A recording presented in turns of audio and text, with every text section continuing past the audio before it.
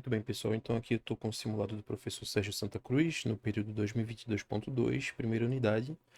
Foi passado esse simulado com 3 questões. Vamos tentar resolver aqui da forma mais breve possível, apesar de que eu não vou ter muita paciência para explicar a teoria, tá, gente? A ideia é só a gente resolver rápido, até porque a prova é semana que vem, né? Então todo mundo aí já deve estar acompanhando, tá?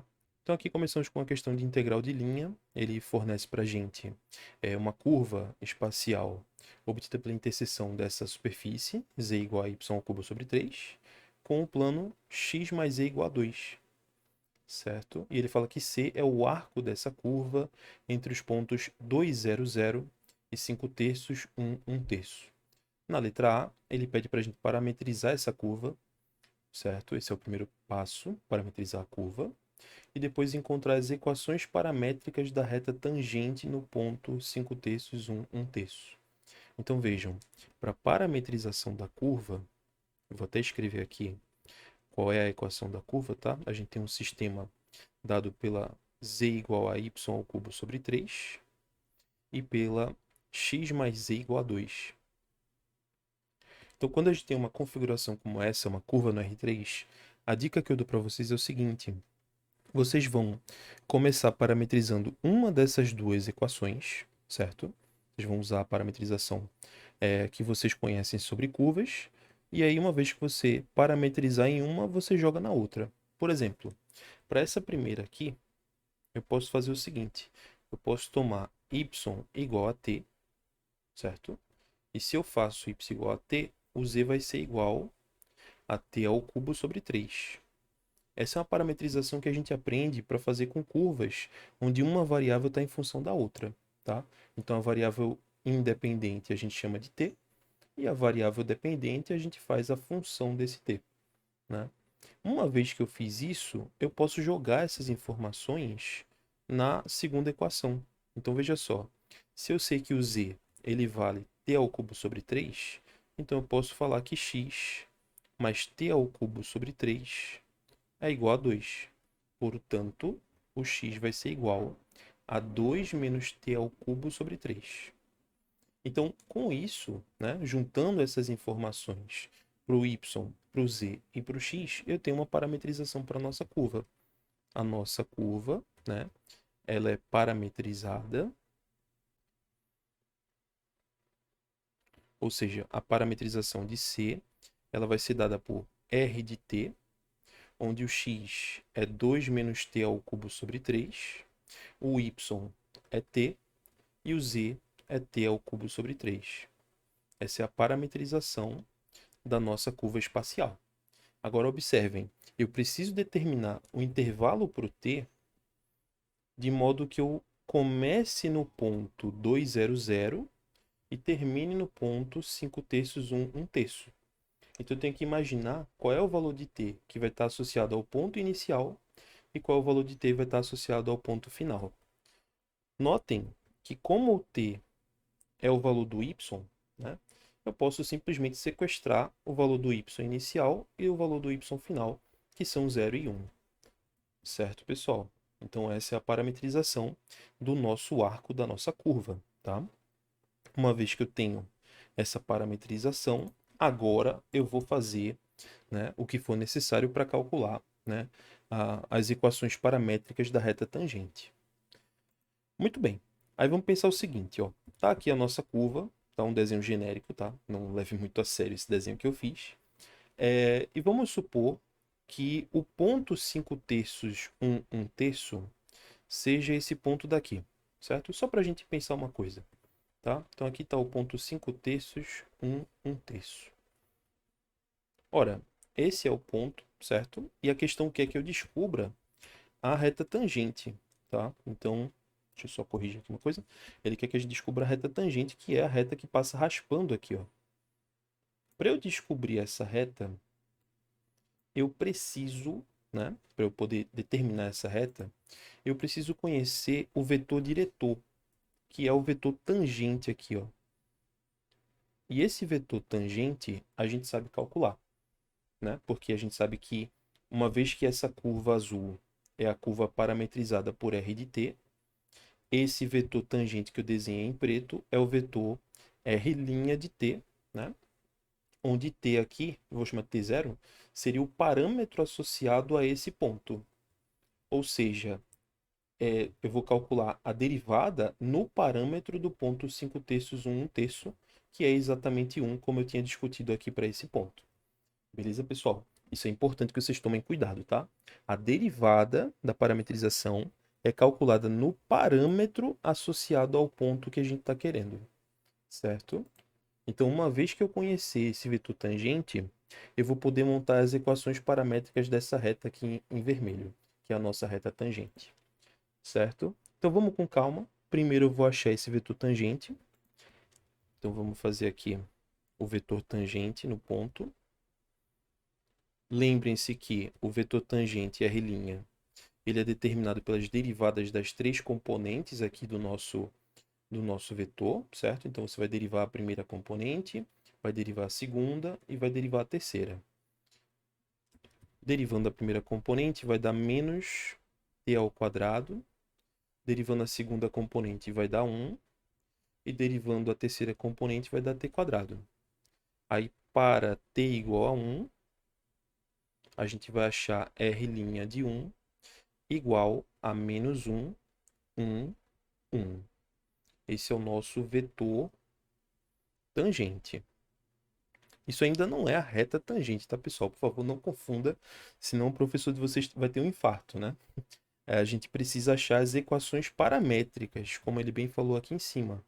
E aí, para quem não lembra de geometria analítica, as equações paramétricas da reta são aquelas equações que a gente faz x igual a x0 mais a lambda, y igual a y0 mais b lambda,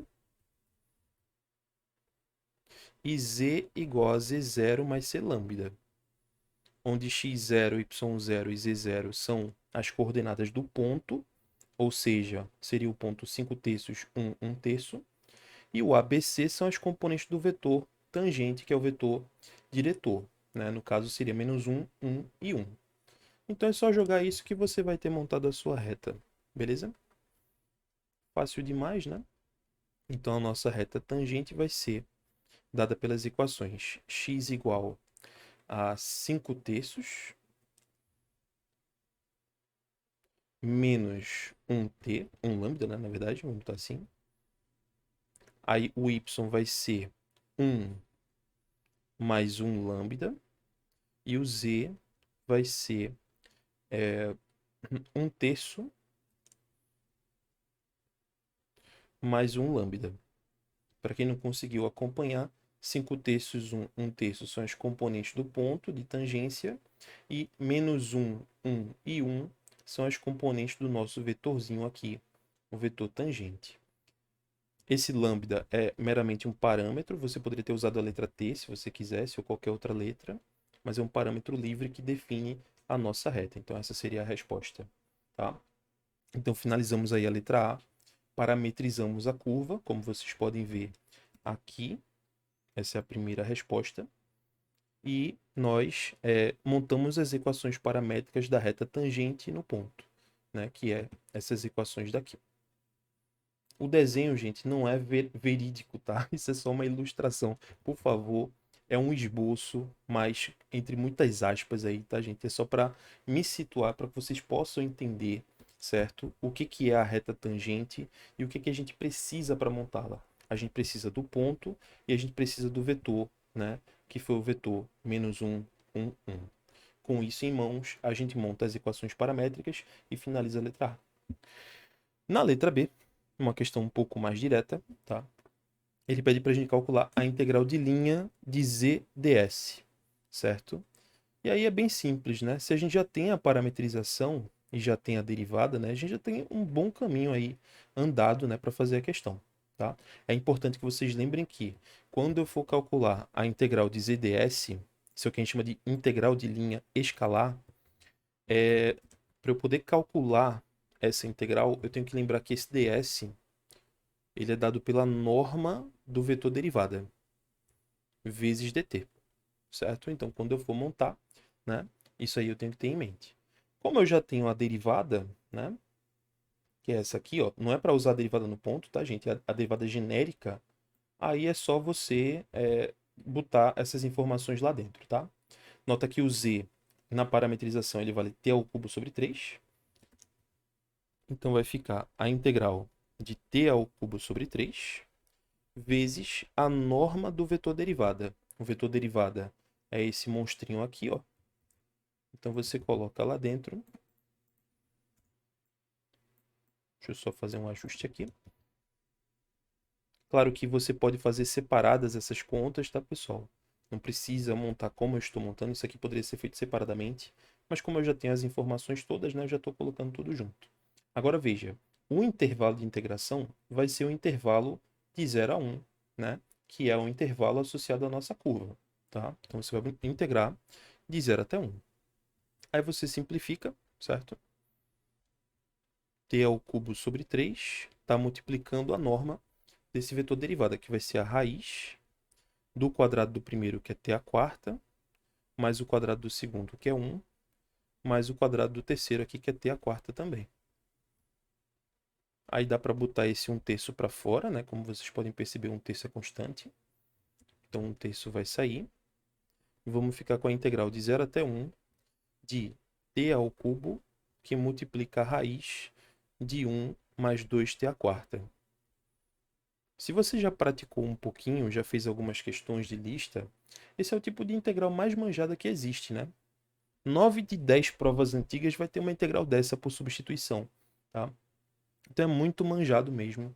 Você tem aí uma função dentro da raiz, essa função dentro é grau 4, e fora a gente tem uma função grau 3, então está tudo muito encaminhado para fazer uma substituição. Então aqui a gente vai chamar de u o que está dentro da raiz, certo? No caso, u vai ser 1 mais 2t à quarta, e a derivada de u vai ser 8t ao cubo dt. Notem que eu tenho t ao cubo dt aqui fora, portanto, t ao cubo dt eu posso trocar por du sobre 8, né? Nessa equação daqui é só passar o 8 dividindo, certo? Enfim, cálculo 1, né? Vocês já sabem disso, tá? E lembre-se de, quando você fizer a mudança de variáveis, você mudar o intervalo aqui, 0,1, para um novo intervalo aqui nessa expressão, certo? Observem que se o t for 0, o u ele vai ser igual a 1. Já se o t for 1, o u vai ser igual, né, a 3. Então, esses são os valores novos que eu vou ter na nossa integral, tá? Esqueça esse negócio de ficar indo e voltando, tá? Esse negócio de você fazer em u, voltar para o t, isso fica a maior bagunça e Sérgio Santa Cruz não perdoa, tá bom? Ele cancela seus pontos aí, vai tirando décimos. Então, faça uma coisa organizada, tá bom? Dica aí para vocês não perderem pontinhos. Então, ó, vai ficar integral de 1 até 3, né? Esse é o nosso novo intervalo, certo? Deixa eu só ver se eu fiz tudo certo. Tá certo, né? Vai ficar raiz de u vezes du sobre 8. Esse 8 escorrega para fora, vai ficar 1 sobre 24. Que mais? Vai ficar a integral de raiz de u, que é o mesmo que u elevado a 1 meio. A integral mais manjada que existe, tá? Essa aí, se você nunca viu, você estudou errado. E aí você vai ficar 1 sobre 24, u elevado a 1 meio mais 1, estou usando aqui a regra da potência, tá? Sobre 1 meio mais 1, né? Que é aquela regrinha de integração que todo mundo sabe, né? Aí, pessoal, é só avaliar isso de 1 até 3. Sempre dá uma conta feia, tá? Mas não se assuste, é assim mesmo. Então, 1 sobre 24 multiplica u a 3 meios sobre 3 meios. Você avalia isso no intervalo de 1 até 3. E aí é só continha de padaria, tá? Esse 3 meios aqui eu posso inverter para 2 terços. Então fica 1 sobre 24, 2 terços. E o u a 3 meios avaliado no intervalo de 1 até 3. Eu posso cortar esse 2 com esse 24, ficam 12 embaixo. 12 com 3 dá 36. Então ficamos com 1 sobre 36, que multiplica 3 a 3 meios, menos 1 a 3 meios, que é o próprio 1. Então, essa seria a nossa resposta. Claro, se você quiser se exibir um pouco mais, né? Você pode fazer aqui, não precisa, tá? Mas você pode fazer aqui que 3 a 3 meios é 3 raiz de 3, né? Mas eu, sinceramente, não vejo serventia, né? Só vou deixar assim para ficar mais bonito, tá bom? Mas aí realmente já está mais do que suficiente. Se você fez organizado, né? Se você fez tudo bonitinho, esse resultado final é de menos, tá? O importante é você saber montar a integral e saber a técnica de integração. Tranquilo, né? Então até aqui, tudo de boa, né? Não é nada de outro mundo. Vamos agora para a questão 2. Essa questão talvez seja a questão mais complicadinha e mais teórica, né? Então aqui Sérgio, ele adora fazer essas questões, né, que ele bota dois campos, né? Na lista dele tem uma questão idêntica a essa praticamente. E ele fala o seguinte: considere dois campos vetoriais, certo? Definidos no R2. Ambos estão de fato definidos no R2, tá, gente? Não tem restrição nenhuma. E ele fala o seguinte: na letra A, uma pergunta teórica. Escreva o que significa a propriedade de independência do caminho para um campo vetorial. Para cada um dos campos acima, diga se essa propriedade é satisfeita. Tá? Então, a questão 2 em 1, né? Primeiro, uma explicação teórica que você tem que dar, né? Que essa eu não estou com muita paciência de fazer. Mas, basicamente, né? A propriedade de independência de caminho, ela tem a ver com o fato do campo ser conservativo, né? A gente aprende que se F é conservativo, então, se um campo F, né, de componentes PQ, aí, paciência, tá, pessoal? Acelera o vídeo aí, se vocês forem assistir o vídeo, tá? Acelera. Então, se um campo F é conservativo, ou gradiente, tá? Isso aí tanto faz essas nomenclaturas, mas se um campo é conservativo ou gradiente, isto é, se o campo F pode ser expresso como gradiente de alguma função, onde essa função φ aqui é uma função escalar, certo? Eu estou tentando escrever sem muita frescura, tá, gente? Mas é aquilo, né? Cada questão, cada resposta teórica que você dá, ela vai tendo mais complexidade dependendo do quanto você quer mostrar para o professor. Como aqui eu estou um pouco sem paciência, né, e sem tempo, eu vou tentar ser resumido, tá? Então, se um campo é conservativo, ou seja, se ele é o gradiente de alguma função, dizemos que a integral de f sobre a curva independe do caminho.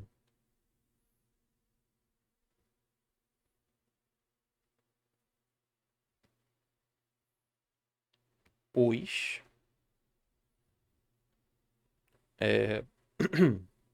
vamos botar assim, deixa eu ver um jeito melhor de falar, né? A gente diz que a integral independe do caminho, pois quaisquer caminhos C1 e C2 que unam os pontos iniciais e finais, ponto inicial e final, tá? Tô com preguiça, perdão aí por isso, tá? Sejam quaisquer caminhos, C1 e C2, que unam os pontos inicial e final, tá? Satisfazem a seguinte relação. O trabalho sobre C1 é igual ao trabalho sobre C2. Bom, na minha cabeça eu ia fazer uma explicação melhor, mas sinceramente, pessoal, eu tô um pouco cansado, tá? Mas eu acho que vocês vão entender. Então, dê uma pesquisadinha direitinho, tá? Mas quando um campo é conservativo, certo? A gente diz que o trabalho independe do caminho, pois quaisquer caminhos C1 e C2 que unam os pontos inicial e final, eles satisfazem essa relação. Ou seja, o trabalho ao longo de C1, ele é igual ao trabalho ao longo de C2, tá? Vou fazer um desenho breve aqui, ó. Ponto inicial, vamos supor que seja aqui. Aqui vamos supor que seja o ponto final. Qualquer caminho que eu pegar saindo do ponto inicial até o final, ele vai satisfazer essa relação que eu mencionei para vocês.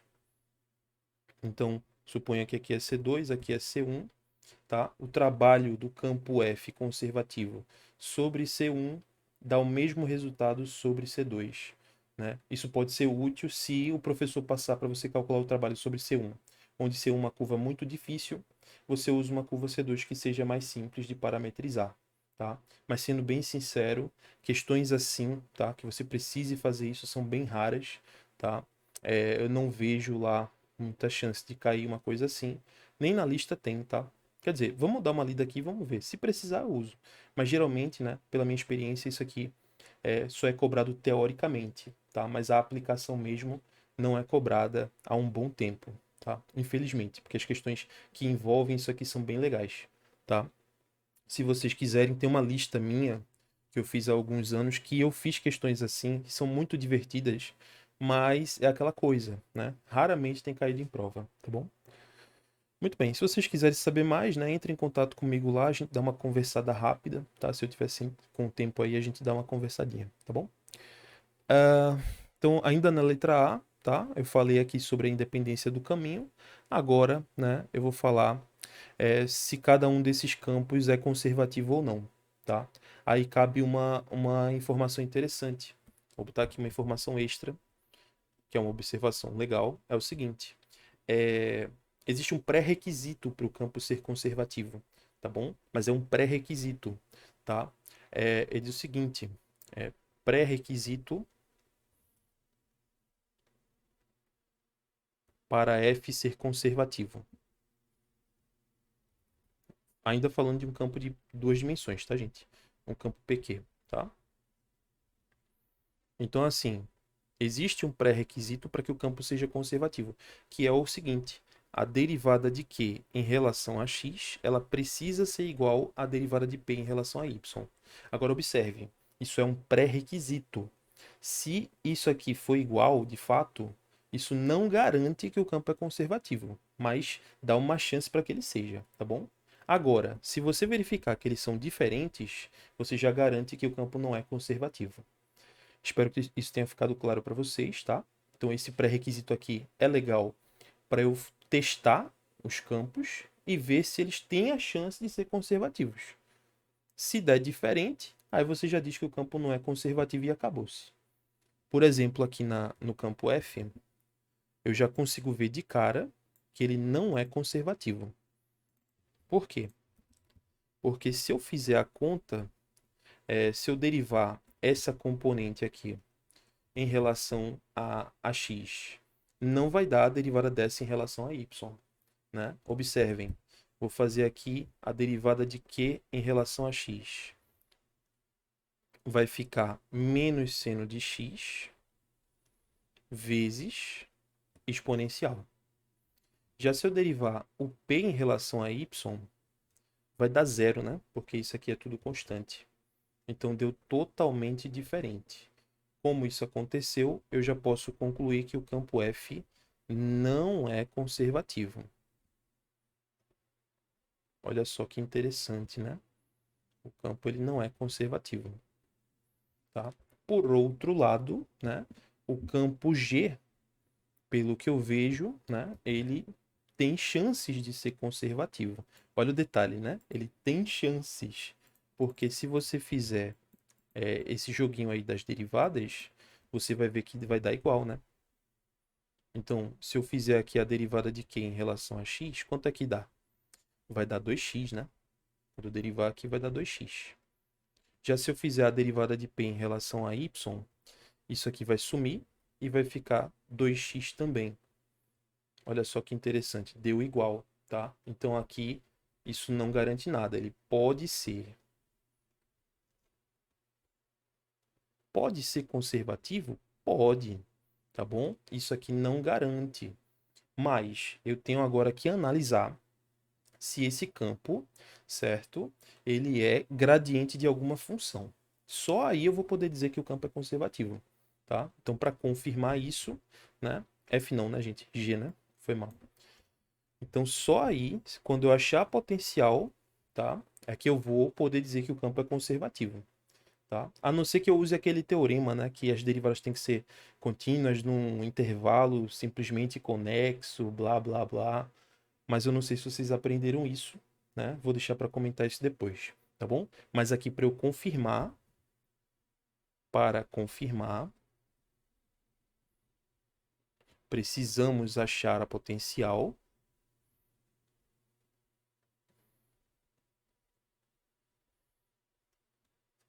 certo? Tal que o campo G seja igual ao gradiente dessa potencial, certo? Ou usar aquele teorema que eu falei, tá bom? Muito bem. Vamos tentar achar potencial, né? Que é o jeito que vocês estão acostumados, tá? Então, eu preciso que o gradiente de φ seja igual a g. Então, daí vai sair o seguinte, né? Φx, φy vai ter que ser igual ao nosso campo G. Isso vai acontecer, isso vai gerar, né, um sistema onde φx é igual à primeira componente, que é x2, é a x3, mais 2xy, e φy é igual a x2 mais y cosseno de y, certo?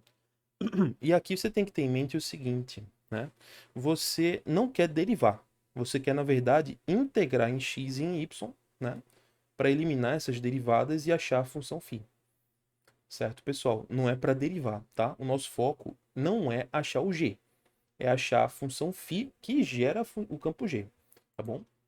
Então aqui, né, a gente vai tentar fazer alguma estratégia para achar a função φ. É ela que eu quero descobrir, tá bom? Como é que a gente faz isso, né? Tem várias formas, mas eu acho que a forma que vocês aprenderam com o professor foi aquela forma mais chatinha, né? Onde você integra uma deriva, compara com a outra, né? Então é isso que eu vou fazer, tá? Infelizmente aqui rolaram algumas Santa Cruzices, né? Ele adora botar integrais mais complicadinhas para você resolver. Então você tem que estar muito bem em cálculo 1, tá bom? Então, por exemplo, eu vou começar da equação 1, certo? Da equação 1, eu vou integrar dos dois lados em relação a x. Então eu vou integrar aqui dos dois lados, certo?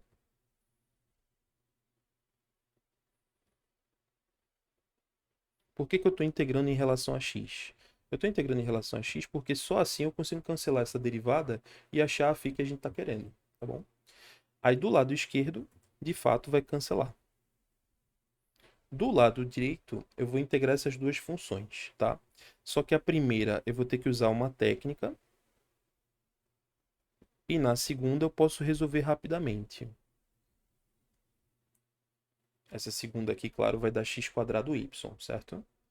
A primeira eu vou ter que usar aqui uma substituição. Então, vou chamar de u esse carinha. E o du sobre 3 vai estar aqui fora, tá? Espero que vocês visualizem isso. É uma integral por substituição. Então, ficamos com o seguinte. Φ é a integral de e elevado a u du sobre 3, mais o resultado dessa aqui, que é x² y. Mais uma constante de integração. Já já eu falo sobre ela, certo? Mas vai aparecer aqui uma constante de integração que pode ser uma função de y. Mas já já eu explico isso, tá bom? Volta para cá para a integral, que a gente ainda não terminou. Então a nossa função φ, ela vai ser 1/3 da integral da exponencial, que é a própria exponencial, só que no lugar do u eu posso botar o x ao cubo novamente. Então nós temos 1/3 é a x ao cubo, mais x² y, mais essa constante, que pode ser uma função de y. Tá? Isso aqui, pessoal, é a parte que falta para montar a nossa função φ. Tá bom? Então isso aqui é a parte que falta para montar a nossa potencial. E aí muitos alunos ficam confusos, né? Oh, Wesley, isso aqui, o que é isso? C de y, tal, para que serve? É porque é o seguinte, pessoal, essa função que eu achei, ela satisfaz apenas a equação 1, que foi a equação que eu comecei, né? Eu preciso agora garantir que ela satisfaça a equação 2.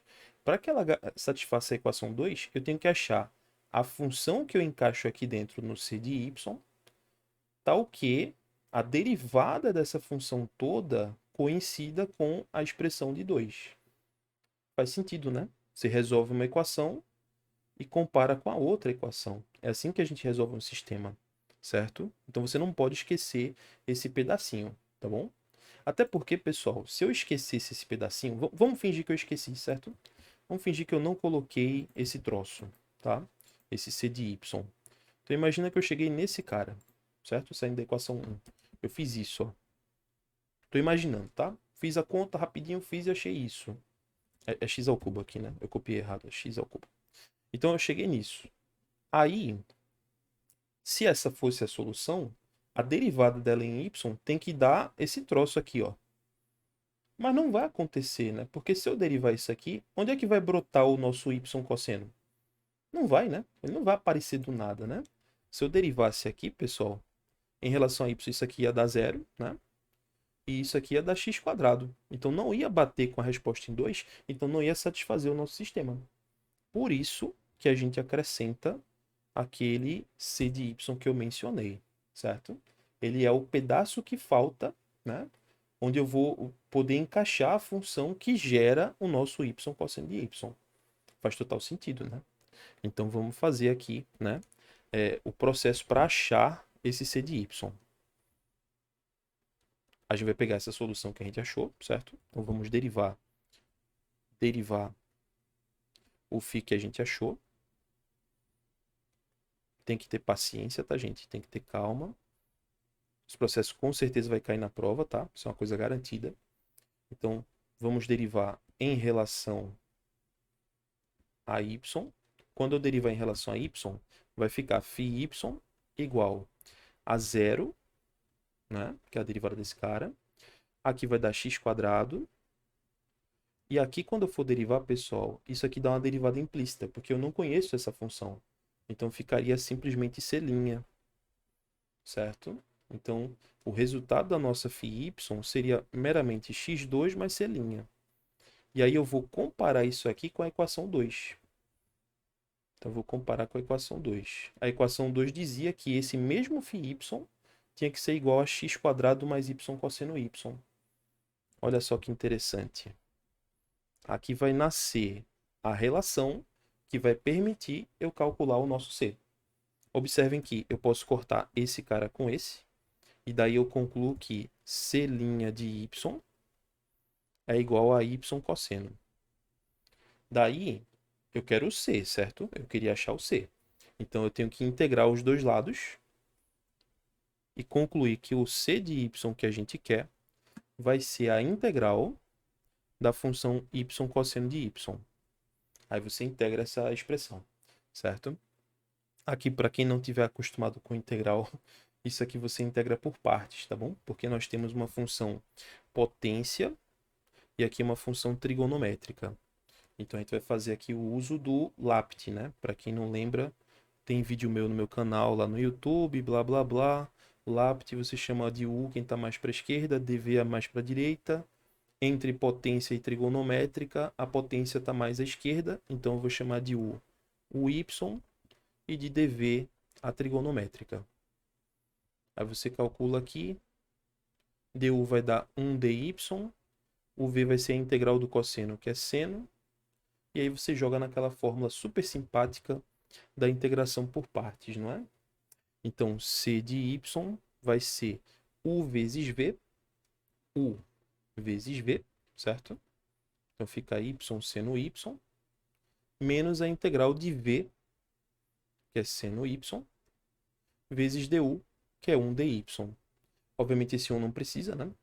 Então vamos botar aqui seno de y dy. A integral de seno é menos cosseno. Portanto, o nosso c de y é y seno y mais cosseno. Finalizamos aqui finalmente o nosso c. Com o c em mãos, eu posso voltar lá em cima e finalmente montar a nossa potencial. Então, a potencial vai ser isso aqui, só que no lugar do c, eu vou colocar o carinha que a gente acabou de calcular. Essa é a função que gera o nosso campo, tá? Então, essa função φ é a potencial do campo. E se ela é a potencial do campo G, isso conclui que G é conservativo. Ufa! Finalmente acabou. Certo, pessoal? Espero que vocês tenham entendido isso, tá? Essa parte aí de integrar, realmente vocês têm que ler com calma, tá? Vai ter o PDF aí para vocês verem com calma, com paciência, mas é um procedimento padrão, tá? Teu professor deve ter feito isso várias vezes, não é novidade. Você só precisa refletir. Não tente decorar, tem que entender.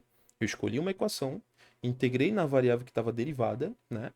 O resultado que eu achei estava incompleto, eu joguei na outra equação, né? Derivei e joguei na outra equação para achar o pedaço que faltava. Com o pedaço que faltava, eu voltei e montei a potencial. Muito bem. Então isso conclui que o campo F não é conservativo, mas o G ele é, certo? Isso fecha a nossa letra A.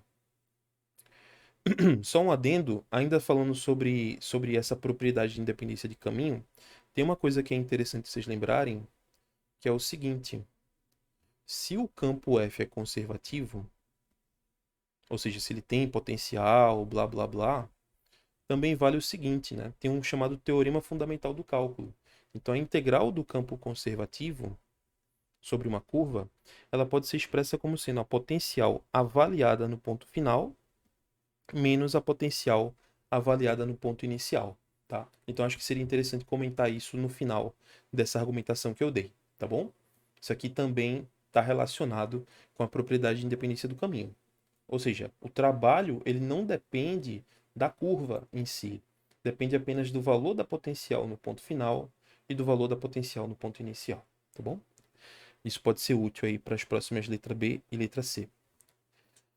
Muito bem, então vamos falar sobre a letra B. Deixa eu só ajeitar aqui. A letra B ele fala o seguinte, ó. Considere a região D do primeiro quadrante, delimitada pelo gráfico do cosseno, com x de 0 a π sobre 2, e os eixos coordenados. Certo? Vamos com calma, né? Tem muita informação. Os enunciados de Sérgio, infelizmente, eles têm muita informação, então você tem que ler 2, 3 vezes para você conseguir absorver, certo? Que tem muita coisa. É um professor que faz muitas perguntas, tá? Perguntas boas, mas você tem que estar alerta.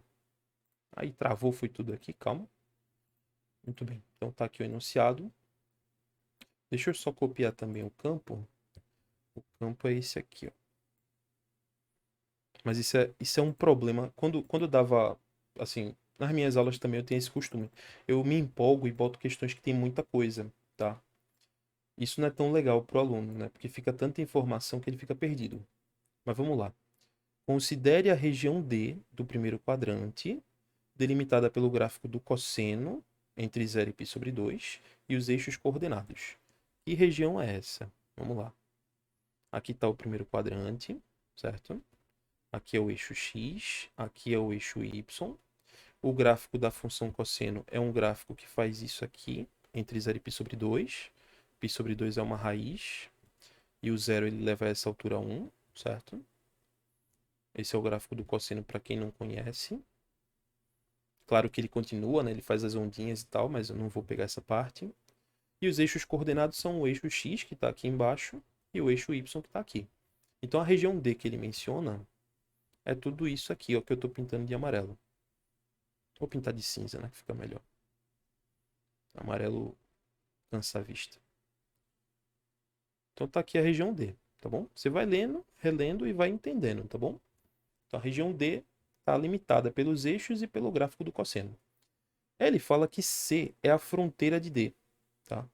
O que é a fronteira de D? A fronteira de D é justamente essa curva, essa e essa, tá bom?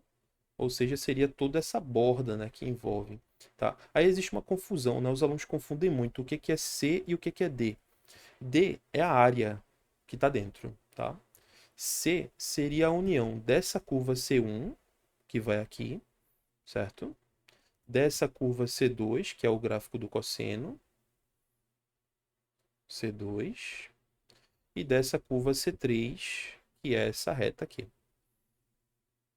Faz sentido isso, pessoal? C é a união de C1 com C2 com C3, certo? É uma curva que a gente chama de curva composta, né? Ela é lisa por partes. Já ouviram falar nisso? Ela é formada por 3 curvinhas, 2 segmentos de reta e uma cosseno, tá bom?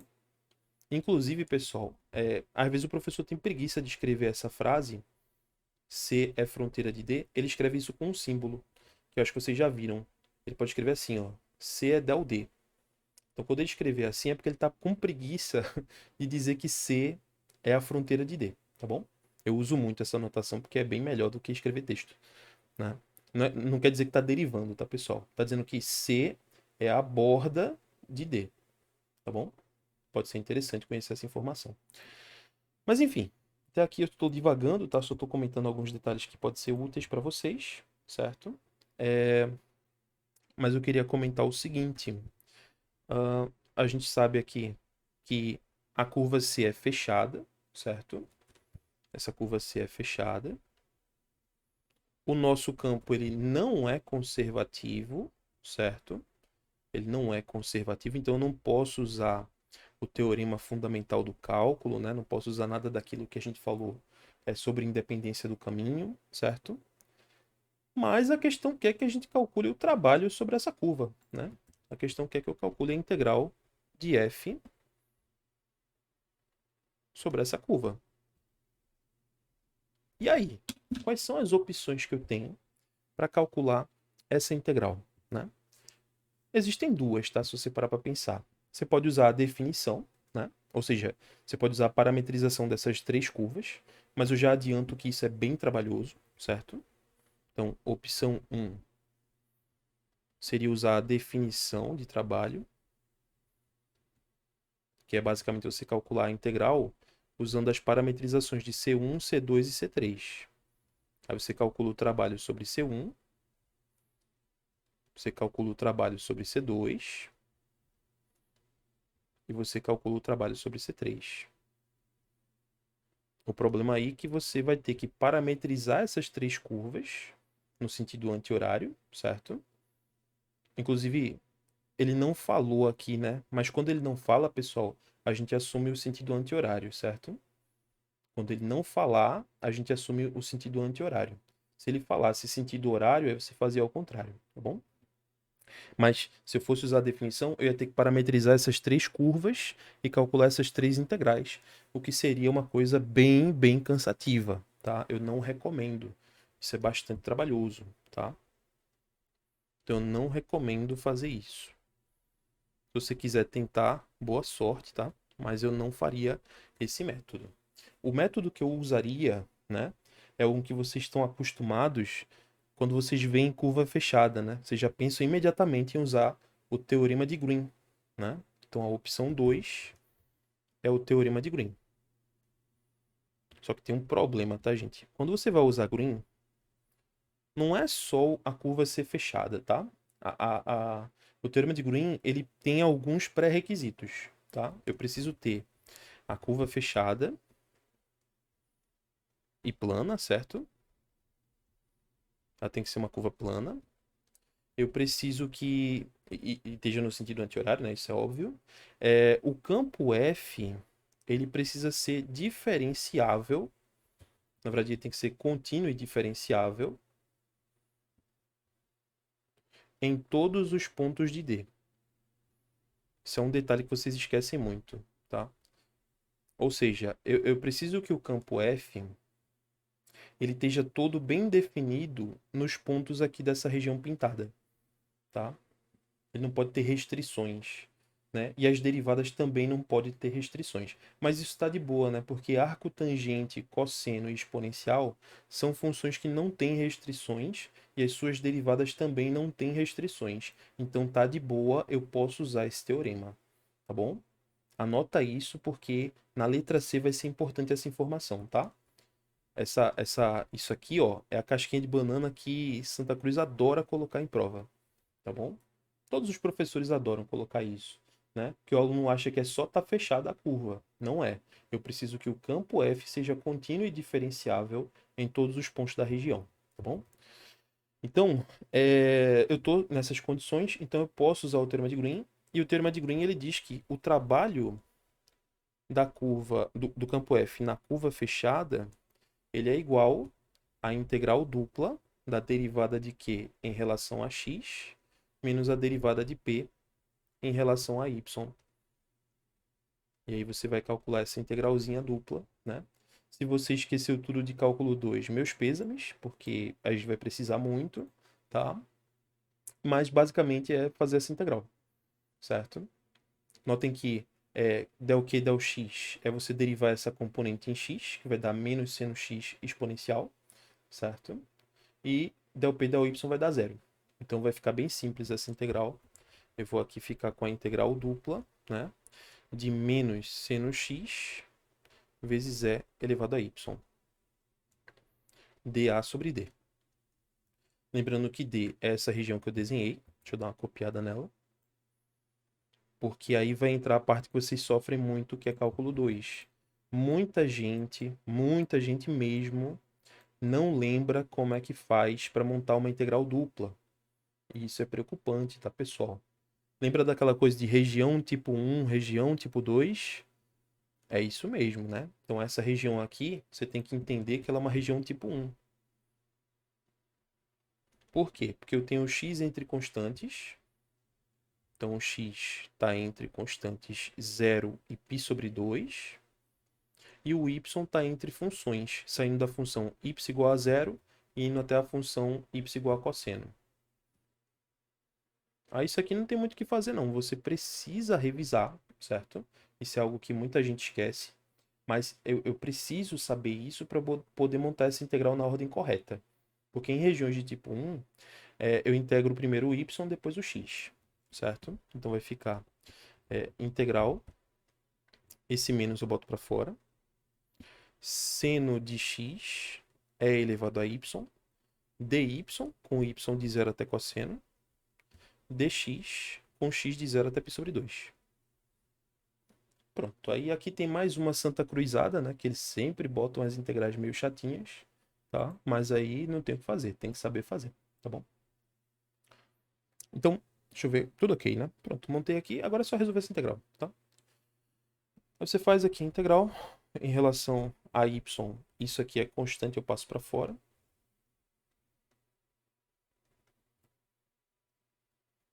A integral da exponencial é a própria exponencial, então eu já vou resolver. E isso é avaliado de 0 até cosseno. Aí você substitui o de cima depois o de baixo, certo? Vai ficar menos a integral de 0 até π sobre 2, seno de x é elevado a cosseno, menos é elevado a 0, que dá 1, né? Tô fazendo rápido aqui porque ninguém merece, né, gente? Cheguei aqui, pessoal. Agora é só fazer uma substituição, né? É claro que eu recomendo que vocês pausem o vídeo, tentem fazer por conta própria, tá? Não fique só olhando eu fazer. Você só olhando, você não consegue aprender bem. Você precisa treinar, tá bom? Mas aí, beleza. Fiz aqui a substituição, né? Dos valores de cima e de baixo. Aí aqui eu vou integrar. Para integrar essa integral, eu tenho que chamar isso aqui de u. E perceber que isso aqui é menos du. Certo? De fato, né? Se u é cosseno, a gente sabe que o du vai ser o menos seno, né? Portanto, o seno de x dx é menos du, tá? Note que, como é definido, eu vou trocar o intervalo. Então, para x igual a 0, o valor de u vai ser cosseno de 0, que é 1. E para x igual a π sobre 2, o valor de u vai ser o cosseno de π sobre 2, que é 0. Então, vai inverter o intervalo, tá? Vai ficar assim, ó. Menos a integral de 1 até 0 é elevado a u menos 1 vezes menos du. Observem aí, tá bom? Dá uma conferida aí com calma, tá? É claro que a gente pode fazer alguns ajustes, por exemplo, esse menos eu posso cancelar com esse menos, né? Vai ficar a integral de 1 até 0 de e elevado a u menos 1 du. E aí você resolve essa integral super fácil, né? Porque a gente sabe que a integral da exponencial é a própria exponencial e a integral de 1 em relação ao u é o próprio u. Você avalia isso de 1 até 0, joga o de cima, joga o de baixo. O resultado vai ser e elevado a 0 menos 0 menos e elevado a 1 menos 1. Simplifica, vai ficar 1 menos 0 menos e menos 1. 1 menos menos 1 vai dar 2, menos e. Esse resultado aqui é o resultado da nossa integral. Tranquilo, pessoal? Lembrando que eu posso errar alguma conta, tá? Mas eu acho que tá tudo ok. Eu não devo ter errado, não. Mas se você não concorda com alguma coisa daqui, é só entrar em contato, né? Eu estou cansado, estou dando aula faz tempo, então é perceptível que eu posso errar, tá? Mas no geral é isso. aplicamos aqui o Teorema de Green. Aí vamos para a letra C, né? Olha como é cansativa essa questão. Gigante. Então, na letra C, a gente vai agora fazer o que ele pede aqui. Vamos ver o que é que ele está pedindo, né?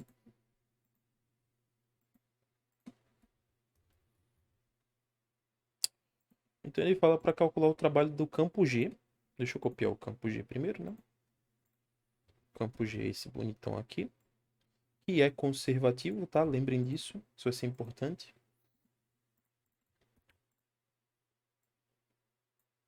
O campo G está aqui em cima. Então ele fala o seguinte: determine o trabalho de G sobre gama, onde gama é o caminho obtido pela união do arco da parábola y igual a x2, com x de 0 a 1, com um semicírculo superior centrado em... Ei, Sérgio. Ele bota uma salada de coisa. Ah, beleza. Não tô tirando onda não, tá, gente? Mas é aquela coisa, né? Se perdeu no personagem. Bota tanta coisa que a gente fica perdido. Ó, y igual a x quadrado com x de 0 a 1 seria isso aqui, certo? Começa aqui na origem, né? E termina aqui quando x é 1. Aí daqui, ele quer conectar com o semicírculo superior centrado em 2, 1, de raio 1. Puta merda. Vamos, vamos tentar, né? É bom que ele deu uma sugestão aqui muito boa. Faça uma figura. É isso aí. Então, vamos tentar entender. Mas na verdade, gente, isso aí é só para enganar vocês, tá? Vocês vão perceber que o desenho pouco importa, tá? Porque como o campo é conservativo, o trabalho independe do caminho. Então só me interessa onde começa e onde termina. Olha só que legal. Então, tô pouco preocupado com o desenho, tá? Eu só tô fazendo aqui porque realmente eu fiquei curioso. Notem que o ponto 1, 2 seria aqui é a altura 1, certo? Então, o ponto 1, 2 seria um pouquinho mais alto. Como é uma circunferência de raio 1, semicírculo superior... Ah, não, desculpa. É 2, 1, né? 2, 1 seria por aqui. Ah, tá. Então seria isso aqui, ó. Faria isso mais ou menos, tá? Então esse seria o semicírculo. O desenho tá uma bosta, né? Mas, enfim. Então, assim, olha só que interessante. Esse caminho, né? Eu não me interesso por ele em si, porque eu não vou usá-lo, tá? Porque como o campo é conservativo, como G é conservativo, eu já posso dizer o seguinte: o trabalho do campo G sobre essa curva que ele chamou de gama é basicamente igual à potencial que a gente achou na letra A, calculada no ponto final, menos a potencial calculada no ponto inicial. Só que aí eu preciso saber quem são esses pontos, né?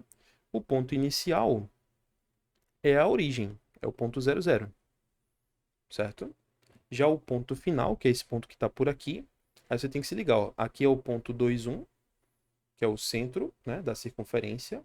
E como o raio é 1, esse ponto aqui vai ser o ponto 3, 1. Faz sentido, né? Então, esse é o ponto final. Espero que esteja claro isso para vocês, tá? Então, como o campo é conservativo, é só dizer que o trabalho vai ser a potencial no ponto final, 3, 1, menos a potencial no ponto inicial, que é o ponto 0, 0. Aí vamos pegar a nossa potencial. Vê como fica fácil, né?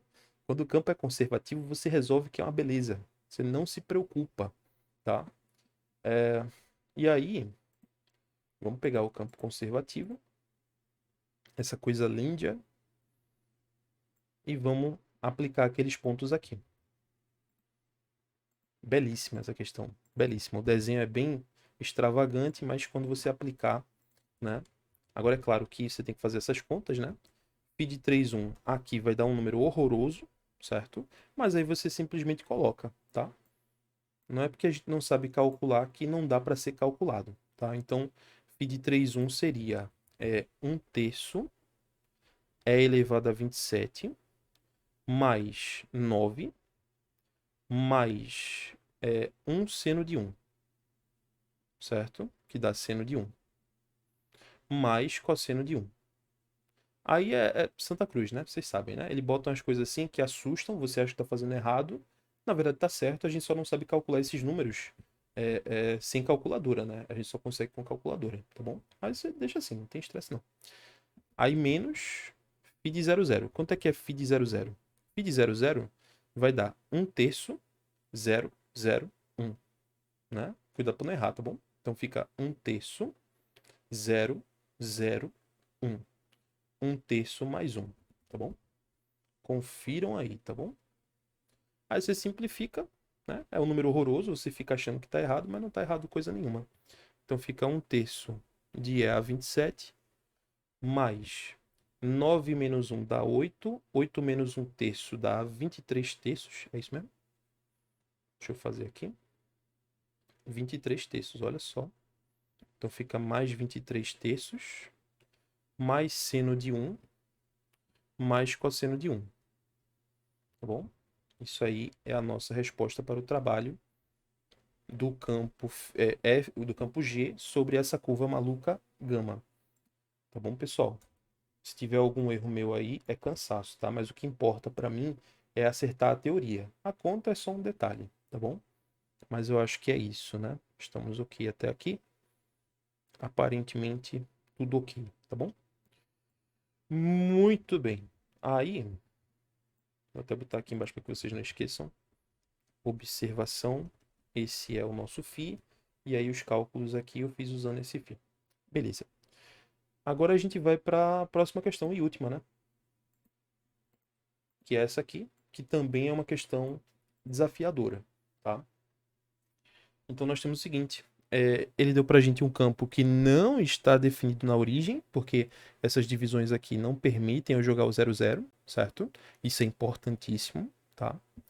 Então ele deu esse campo para a gente, que é um campo que não está definido na origem, e ele fala na letra A o seguinte, se C é o círculo x2 mais y2 igual a 1, calcule o trabalho pela definição. Olha, ele obriga a gente a usar a definição, certo? Ele não deixa a gente tentar outra coisa. Tem que fazer pela definição, certo? Depois ele faz uma pergunta. Ele pergunta o seguinte, ó. É correto usar o teorema de Green para calcular essa integral? E aí que está o pulo do gato, né? O aluno que acha que Green é para qualquer curva fechada, ele acha que dá para usar Green, mas na verdade não dá, porque o campo não está definido na origem, que é um ponto dentro da circunferência. Olha só que interessante. Eu vou desenhar aqui a circunferência. Aqui estão os eixos. A circunferência é centrada na origem com raio 1, certo? Então aqui é o ponto 1, 0. Aqui é o ponto menos 1, 0. Aqui é o ponto 0, 1. E aqui é o ponto 0, menos 1. Tá? A região D, que estaria dentro da circunferência, é essa que eu estou pintando em cinza. Mas observe uma coisa. Essa curva é fechada, certo? Mas o campo F, ele está bem definido em todos os pontos aqui dentro? Não. Na origem, nesse único ponto, o campo não está definido, tá? Então, o campo F, ele não é definido na origem, que é um ponto pertencente ao domínio, né? Que é essa região D. Por isso, não podemos aplicar o teorema de Green. Ele não é válido. Porque se vocês lembram bem, né? Eu comentei que para eu poder usar o teorema de Green, a curva tem que ser fechada e o campo tem que ser contínuo e diferenciável em todos os pontos da região D. Como ele não é contínuo na origem, né? Eu já consigo garantir que eu não posso usar o teorema de Green. Então eu sou obrigado a usar a definição. Legal essa questão, né? É uma questão teórica, tá? Importantíssima, tá? Você não pode usar o teorema de Green para essa curva circular aqui, que ele chama de C. Muito bem. Aí, beleza. Como é que eu calculo, então, essa integral, né? Pela definição. Pela definição, eu vou ter que parametrizar a curva, certo? Então, eu vou calcular a parametrização da curva. Vocês já devem saber como é que parametriza uma circunferência, né? É só usar coordenadas polares. Então, a gente faz R de t igual a R cosseno, então seria 1 cosseno, e R seno, que é 1 seno. Que é aquela parametrização que vocês aprendem, né? No sentido anti-horário. E para eu percorrer toda a circunferência, eu faço t variar de 0 até 2π. Agora que eu tenho isso em mãos, eu vou montar a integral do campo, né, sobre essa curva. Aí, para montar essa integral, o trabalho do campo F sobre a curva C, a gente aprende que a gente tem que fazer o campo avaliado na parametrização, produto interno com o vetor derivada da parametrização. É assim que a gente aprende a calcular o trabalho, né, pela definição, tá bom? F na parametrização, basicamente seria você escrever isso aqui tudinho com cosseno e seno no lugar do x e do y, certo? Aí vamos fazer isso, né? Ficaria assim, ó. Confiram aí, tá? Eu vou pegar esse campo aqui. No lugar do y eu vou escrever seno. E no lugar do x eu vou escrever cosseno. Vai ficar assim, ó. É seno dividido por cosseno quadrado mais seno quadrado. Mais 2, vírgula, cosseno, menos cosseno, sobre cosseno quadrado mais seno quadrado. Isso aqui tudinho, pessoal, é o campo F, tá? Mas não te assusta que dá para simplificar. Aí, produto interno com vetor derivada. Quem é o vetor derivada? O vetor derivada desse vetor aqui é menos seno cosseno, né? Então, fica menos seno cosseno. E o intervalo é de 0 até 2π. Pronto. Montei o campo, montei a derivada, tá? É assustador? Nem tanto, né, gente? Porque aqui, ó, isso aqui vocês devem saber que dá 1, né? Esse denominador. Então já facilita a nossa vida. Aí facilita mais ainda quando você percebe que a segunda componente vai cancelar, né? Porque fica cosseno menos cosseno. Então vai ficar seno mais 2 e aqui vai ficar 0. Olha como simplificou, né? Por outro lado, o outro vetor você repete. E já estou vendo que vai cair na integral famosa, hein? A integral que eu sempre falo que cai, ela continua caindo e os alunos errando. Se vocês foram meus alunos aí em cálculo 2 e cálculo 1, a integral de seno quadrado é uma integral que eu canso de repetir que ela cai sempre em cálculo 3, né? A integral de seno quadrado, tá? Mas eu vou chegar nela. Olha só que interessante, ó. Vai ficar integral de 0 até 2π. Esse primeiro com esse primeiro, né? Tô fazendo produto interno, tá, gente? Primeiro vezes primeiro e segundo vezes segundo, tá? É assim que a gente faz. Primeiro com primeiro vai ficar menos seno quadrado menos 2 seno, né? Já o segundo com o segundo dá 0. Então vai ficar assim. Aqui eu vou separar em duas integrais. A primeira vai ser a integral só do seno quadrado, que é a integral mais difícil, tá? E a segunda vai ser a integral só do seno. Que se você já tem uma certa prática, você já sabe que essa integral aqui dá 0. Porque integrando o seno vai dar menos cosseno tem o mesmo valor em 0 em 2π, né? Mas eu vou fazer com calma, né? Para quem não estiver acompanhando. Agora veja só. Esse cara aqui, eu queria que vocês pensassem um pouquinho como é que vocês fariam. Porque o que eu vou fazer aqui é tirar um coelho da cartola, tá? E tirar uma relação que, assim, ela não é novidade, tá? Mas se você não teve aula comigo, talvez você não lembre, certo? Pelo menos assim, o professor em aula de cálculo 1, ele fala, mas fala muito pouco. Eu não, eu falo o tempo todo dessa integral, tá? Então, se tiver seno quadrado numa integral, né, ele sozinho, você tem que trocar isso por 1 menos o cosseno de 2t sobre 2, certo? Essa é a relação que a gente vai usar, que a gente chama de relação do arco dobro. É ela que eu vou usar para cá. Se fosse cosseno quadrado, aí você bota um mais, tá bom? Então, cosseno quadrado, você bota um mais. Aí, beleza, você substitui, vai ficar menos a integral de 1 menos o cosseno de 2t sobre 2. Esse 2 eu vou escorregar para fora, tá? Vou botar aqui. Aí já facilita a nossa vida. E aí eu vou integrar já já. Já aqui, ó, menos 2 integral do seno é menos cosseno. Então vai dar mais e fica só o cosseno avaliado no intervalo de 0 até 2π. Aí agora ficou fácil, né? Menos 1/2 você repete. Integral de 1 é t. Integral do cosseno vai dar seno. Você repete o 2t e divide por 2, tá? Isso aqui é uma regrinha que a gente usa também.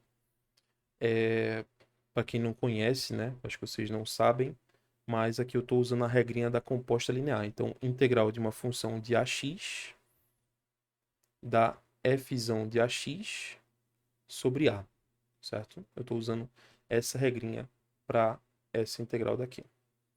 Vejo que eu integro a função de fora, repito o que está dentro e divido pela derivada, certo? É uma regrinha que eu ensino para os meus alunos também, mas para quem não tem aula comigo, raramente lembra, né? Perde muito tempo fazendo uma substituição, não precisa, você pode fazer direto, tá bom? Enfim, resolva do jeito que você achar melhor, certo? Aí você vai avaliar isso de 0 até 2π. E na outra vai ficar 2 vezes cosseno de 2π, que é 1, menos cosseno de 0, que é 1. Então aqui vai zerar. E aqui eu vou substituir. Vai ficar menos 1/2, que multiplica 2π menos seno de 4π, que é 0. E né, quando eu jogar o 0, vai dar 0 menos 0. Enfim, você simplifica, vai ficar menos 1/2 de 2π. E a resposta vai ser menos π. Acabou aqui a nossa integral sobre a curva C, que é essa circunferência que eu desenhei aqui em cima. Beleza, pessoal? Então, tenho que usar a definição, porque essa curva C é uma curva fechada, porém, ela contém em seu interior, né, um ponto onde o campo não é contínuo nem diferenciável. Logo, eu não posso usar o teorema. Agora, na letra B, vem uma questão mais difícil ainda, né, que não é tão difícil assim, mas ela tem um probleminha, que é o seguinte. Agora ele deu pra gente gama, que é um círculo de raio 5 centrado em 2, 0, certo? Gama é um círculo de raio 5 centrado em 2, 0. Eu vou desenhar aqui para vocês. Vou dar só uma copiada aqui. Mas entendam que essa prova está no nível difícil, tá? Esse simulado aí tá bem avançado. É o simulado do ITA, tá bom? Então, calma aí, né? Ó, a circunferência que ele deu agora. Isso aqui não parece uma circunferência, né? Ixi, Maria. Pronto. Ela é centrada no ponto 5, 0. No ponto 2, 0, né? Então vamos tentar aqui. Eu vou exagerar um pouco no desenho porque eu tenho que mostrar uma coisa para vocês. Eu vou desenhar aqui os eixos.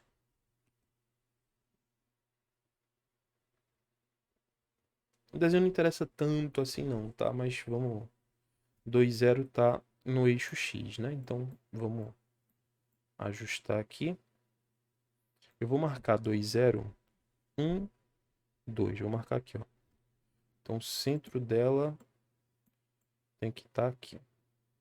Só que ele fala que o raio é 5, tá? Então isso vai fazer com que ele caminhe lá para trás, tá? Tá muito em escala não, mas vocês relevam aí, tá bom? Então dá uma relevada aí. Finge que aqui é o 2, 0, certo? Aqui seria o 7, 0.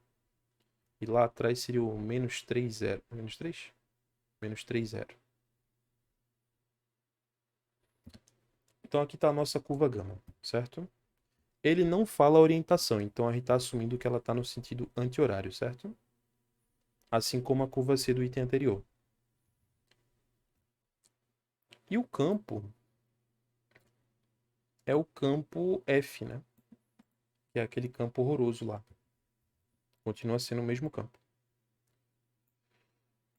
Então tá dando para sentir o drama, né, pessoal? Aqui novamente, a curva engloba uma região, né? Essa região toda, se eu pintasse aqui essa região toda, ela engloba a origem, que está aqui, né? A origem aparece, certo? Então, é natural imaginar que não dá para calcular esse trabalho pelo teorema de Green, tá? Note que não dá para aplicar o teorema de Green para calcular a integral sobre gama. Pelo mesmo motivo do item A, tá? Pelo mesmo motivo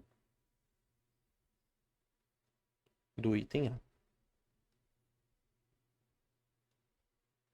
Certo, pessoal? Então, eu não posso aplicar o teorema de Green para essa curva gama diretamente, porque ela também engloba a origem, né? E, enfim, não dá para usar o teorema de Green. Mas o que dá para fazer é fazer uma gambiarra usando o que a gente chama de versão generalizada do teorema de Green, certo? Que assim, esse nome ele assusta, né? Eu fiquei assustado quando eu li. Sinceramente, eu não, sei lá, não gosto de falar esse nome, mas enfim, eu entendi o que ele quis dizer. O que é a versão generalizada do teorema de Green? É o seguinte, é a versão do teorema de Green para curvas compostas com furos, certo, pessoal? Então existe essa versão do teorema de Green que fala o seguinte, né? Vamos lembrar aqui, ó. Se uma curva, vamos chamar de curva, eu vou chamar de delta, se é delta, eu vou chamar de epsilon, tá? Se epsilon é uma curva composta da seguinte forma, ela tem que ser assim, ó. Ela tem que ter uma curva externa e uma curva interna, certo? Isso é o que a gente chama de curva composta fechada, tá? Aí como é que é a orientação dela? Fora tem que ser no anti-horário, certo? E dentro tem que ser no horário. Essa é a forma da curva composta fechada, tá bom? Então, se ela é dessa forma, vale o seguinte: o trabalho do campo F sobre essa curva é igual à integral dupla da região W de del Q del X menos del P del Y. O que seria a região W? A região W é o que está entre as duas, tá? Então, isso é o que a gente chama de versão estendida do teorema de Green. Certo, pessoal? Continuam valendo aquelas condições. A curva tem que ser fechada, né? No caso aqui ela é fechada, certo? E eu preciso que o campo F seja contínuo e tenha derivadas contínuas na região W, tá bom? Então ele tem que ser, né, todo bem definido aqui dentro. E é isso que a gente chama de versão estendida do teorema de Green. É só isso. É uma versão para curvas com esse formato aqui estranho, tá?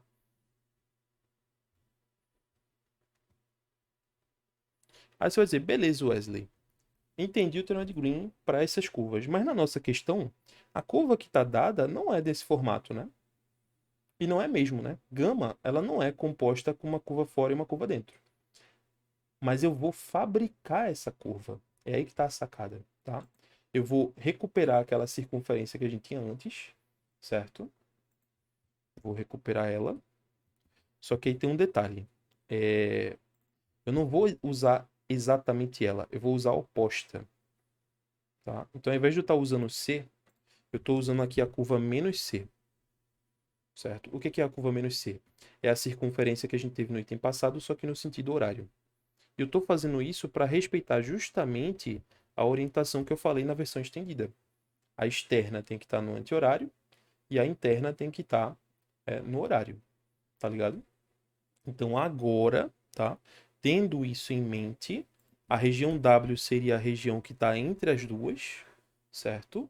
E essa região W não contém o ponto 00.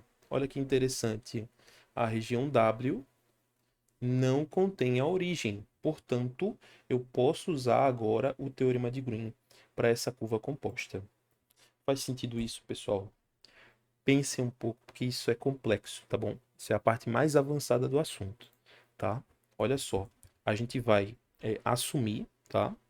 A curva composta. Então, eu vou pegar aqui a curva gama união com menos C, certo? Essa curva é fechada, orientada positivamente, certo? Ela está na orientação correta. E essa curva gama união com menos C, ela é del W, né? Ou seja, ela é fronteira de W, onde o campo F é todo bem definido, né? Ele é contínuo e diferenciável em todos os pontos.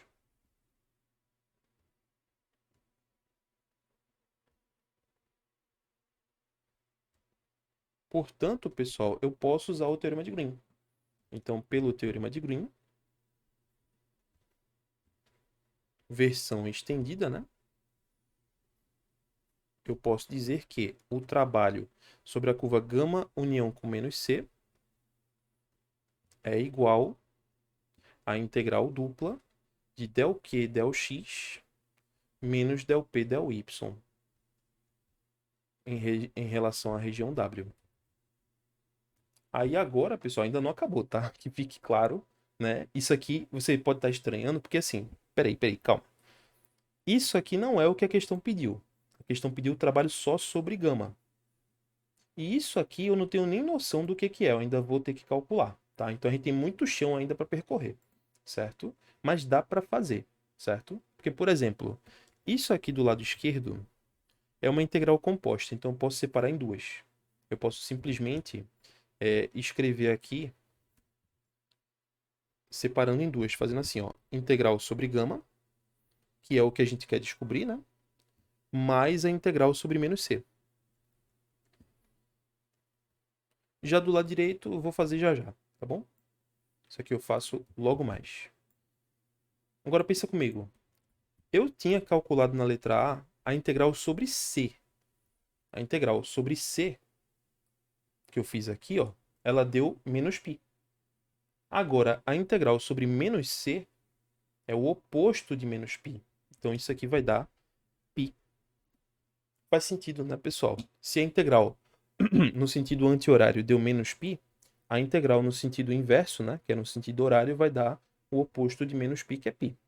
Tá bom? Então, eu não preciso fazer essa conta. Eu já tenho esse resultado, tá?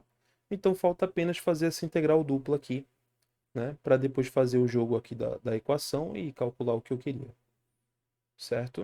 Então, reflitam sobre isso, tá? É uma questão difícil, é avançada, tá? Sérgio Santa Cruz não é brincadeira não, viu? O bicho pega pesado mesmo. Mas vamos lá, vamos calcular esse troço, certo? Eu vou fazer só ele para vocês não se perderem. Depois eu volto, tá bom?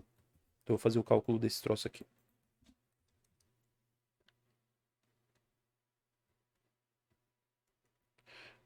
Eu preciso lembrar quem é P e Q, né? Vamos pegar aqui quem é P e Q. Para piorar, né? Ele botou um campo horrível de você derivar, então você vai gastar tempo nisso. Essa questão, ele pegou muito pesado, tá, gente? Mas é Sérgio Santa Cruz, né? Então, aqui você vai fazer com calma, tá? Eu vou calcular o del Q del x primeiro. Del Q del x aqui, ó, vai ser a derivada dessa componente, né? Em relação a x, vai dar 1 menos regra do quociente. Deriva o numerador, 1, repete o denominador, x2 mais y2, menos repete o numerador x, deriva o denominador que é 2x. Divide tudo isso pelo denominador ao quadrado. Pronto, está feita a derivada, você pode simplificar se você quiser. É natural que aqui vai dar x2 mais y2 menos 2x2. Então, quando você fizer a conta, vai ficar 1 menos x2 mais y2 dividido por x2 mais y2 ao quadrado. Só não se emocione, né? Porque aqui o aluno ele chega e ele quer cortar isso com isso. Não pode, tá? Você deixa assim. Para quem não entendeu esse menos x quadrado, eu fiz x quadrado menos 2x quadrado, tá? Dá menos x quadrado. Ok, então tá feito aí a nossa del Q del x. Agora eu vou fazer a del P del y. Del P del y vai ser a derivada aqui. Vai dar regra do quociente de novo. 1 vezes x2 mais y2 menos y vezes 2y dividido por x2 mais y2 ao quadrado. Tá? Observe aí com calma, tá? Mais a derivada de 2 que é zero, né? Então não precisava escrever isso. Aí você faz a conta. Isso aqui vai ficar x2 menos y2 sobre x2 mais y2 ao quadrado. Certo? Então fica bem semelhante ao que está ali, né? Na verdade, dá para mostrar que vai cancelar, né? Porque vai cancelar? Será? Cancela, né? Não, cancela não. Peraí, calma. Peraí. derivada aqui em x dá 1, menos, aí derivei o x, deu 1, repetir, menos, repetir o x, derivei, repetir embaixo, certo. Aí ficou x2 menos... tá certo. Ok.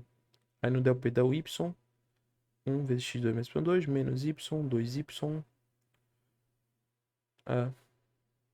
Estranho, eu achei que ia cancelar tudo.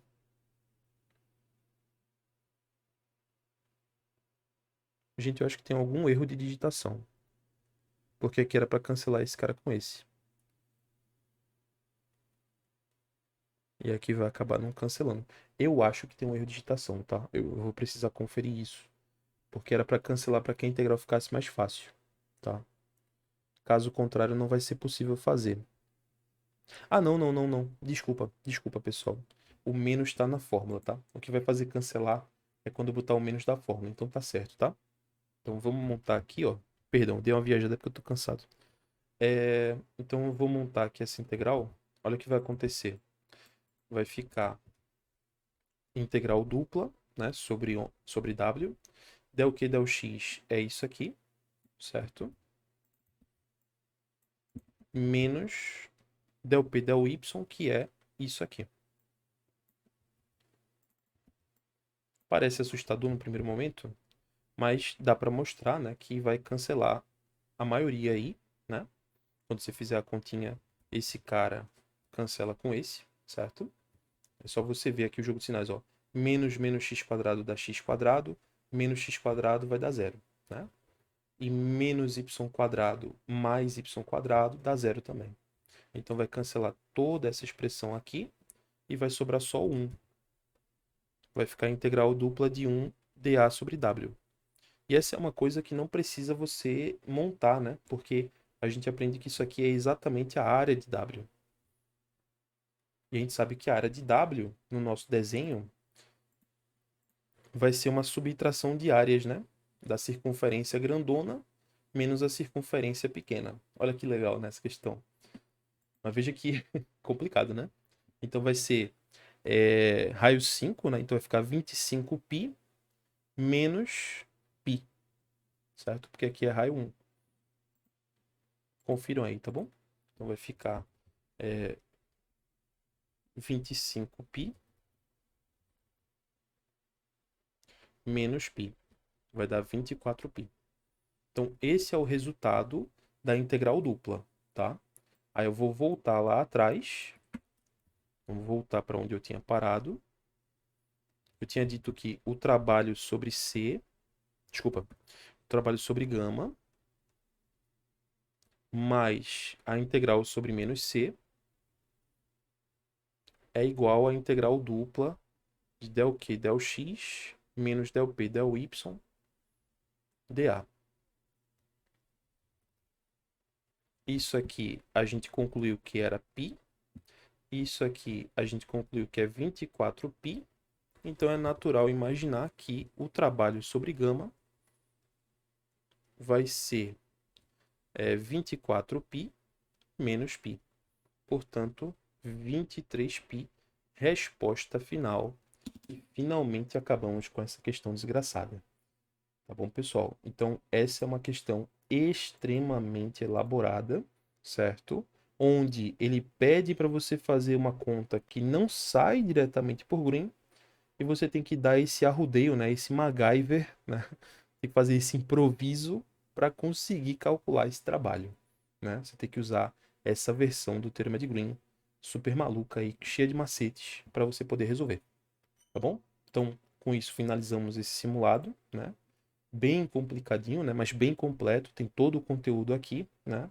Só falta alguma coisinha ali sobre área de regiões planas, mas enfim, né? Dá para faltar alguma coisa realmente, né? Mas é isso, tá? Então, espero que vocês aprendam aí direitinho, tenham entendido. Aproveite essa oportunidade, porque esse conteúdo aqui é valiosíssimo. E qualquer coisa a gente vai se falando aí no grupo, tirando dúvidas e fazendo o possível para que vocês se deem bem. Valeu, um abraço, até mais.